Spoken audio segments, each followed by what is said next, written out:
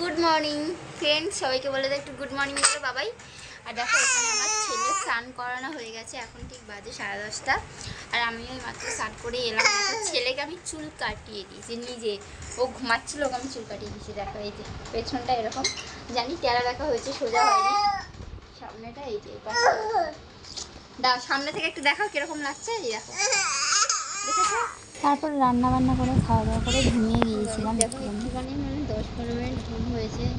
আসলে বাড়িতে কেউ না থাকলে ঘুম একদমই হয় না। বাবা আর মামা ওই ঘরে শুয়েছিল, আমি ওই ঘরে শুয়েছি। ছেলে ঘুমাচ্ছিল, জাগিয়ে যাচ্ছে, ঘুমাচ্ছে, এইভাবে করছে। আর মা আজকে দুপুরবেলা আসেনি, এই কারণে মা কাজ করে মাছ কিনে আনার কথা ছিল, কিন্তু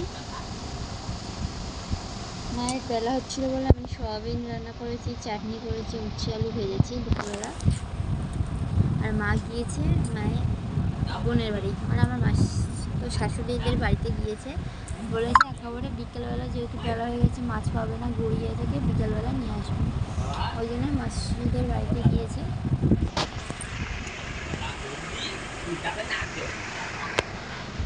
ছেলে উঠে গেছে, ঘুমাইছি, ছেলে উঠে গেছে, গিয়ে ওর দাদুর সাথে বকবক করছে। দাদু কাজে যাচ্ছে, ওরও যাবে।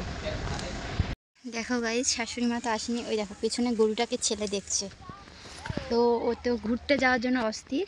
আর আমার মামা শ্বশুর আর বাবা শ্বশুর গিয়েছে কাজে, তো ওই জন্য একে নিয়ে যাচ্ছি ঘোরাতে। আর দেখি যদি যাই তো ওই মাসি বাড়িতে যাবো, সামনে যে পাড়ায় মাসিটা, আর নইলে এর দাদুর কাছ থেকেই ঘুরে চলে আসবো। কারণ একে আবার নিয়ে আমি বেশিক্ষণ হাঁটতে পারি না, এটাই হলো সমস্যা। অসুবিধা নেই, জুতো পরিয়ে দিয়েছি পায়ে, নইলে একটু নিয়ে হাঁটাবো আর কি, এই জন্যই ভাবলাম জুতো পরে যাক। এতক্ষণ পাঁচিলের ওপরে দিয়ে এলাম ভয়ে ভয়ে। বাবাই ঘুরতে পারলে খুব খুশি, তাই না? তোমরাই বলে চুল কাটিংটা কেমন হয়েছে। মামা তো বলছে যে এটা একটা চুল কাটিং হয়েছে, হ্যাঁ ভালো চুল ছিল, কীরকম কেটে দিয়েছে। বাবাও বকা দিল, মানে আমার শ্বশুরমশাই, যে এরকমভাবে চুল কেউ কাটে। দেখি এবার ছেলের বাবা এসে কি বলে, দেখা যাক। আর ছেলের ঠাম্মা যে যাই বলে বলুক, আমার ছেলে, আমি চুল কেটে দিয়েছি, আমার কোনো যায় আসে না তাতে। এত কষ্ট করে মাসির বাড়িতে এলাম, মাসির বাড়ি তালা মারা, কোথায় গেছে কে জানি, তো বাড়ির দিকে হাঁটা পাতা। তো মাসির বাড়িতে তালা মারা, মাসি বললো মাসির বাপের বাড়ি গিয়েছে। তো এই যে আমি আর ছেলে এখানে বসে আছি, বাবা ওদিকে কাজ করছে, পাঁচিলের ওপরে ছেলেকে নিয়ে বসে আছি। তারপর দেখো ওকে আমি হাঁটিয়ে হাঁটিয়ে বাড়ি নিয়ে যাচ্ছি, ও কিছুতেই যাবে না। কি অবস্থা দেখো, ও একটু একটু করে হাঁটছে, দাঁড়িয়ে আছে। দেখো ঘুরিয়ে নিয়ে এসে খাওয়াচ্ছি, ব্যাস কিছুতেই খাবে না, সোনা আমার কিছুতেই খাবে না।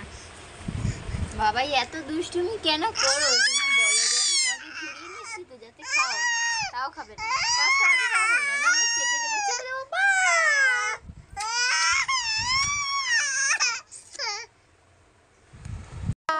এর ভাব দেখো, বাবা এর ভাব দেখো, বাবাই রে, বাবা এবার কত ভালোবাসে, দেখো হাম দিচ্ছে।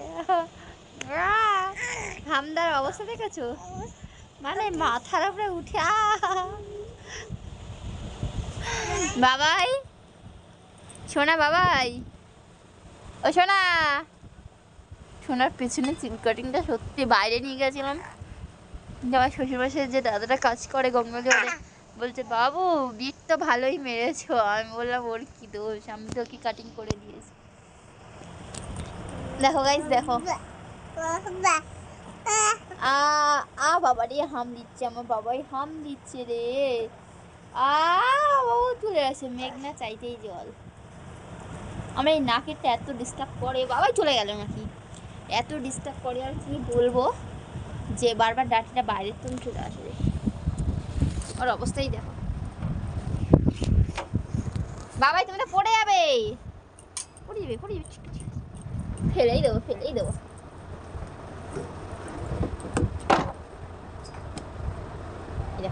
পারলে এর উপরে উঠে যাবে, ওর অবস্থাটা দেখা যাবে। দেখো গাইস, আমার ছেলের অবস্থা, ও যেন এর উপরে উঠে নাচ করে। বাবাই অবস্থা, দাদু ফোন নিয়ে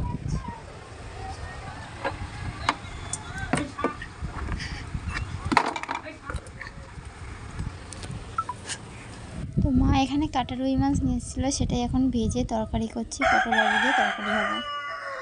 তারপরে দেখো গাইস খাওয়া দাওয়া করে আমরা শুয়ে পড়েছি। ছেলে ঘুমাচ্ছে, ছেলের বাবাও ঘুমাচ্ছে, আমি জেগে ফোন ঘাঁটছি। এখন কটা বাজে জানো? রাত 11টা। আমার চোখে ঘুম নেই। তো চলো সবাইকে বলি tata, bye bye, good night, সবাই ভালো থেকো।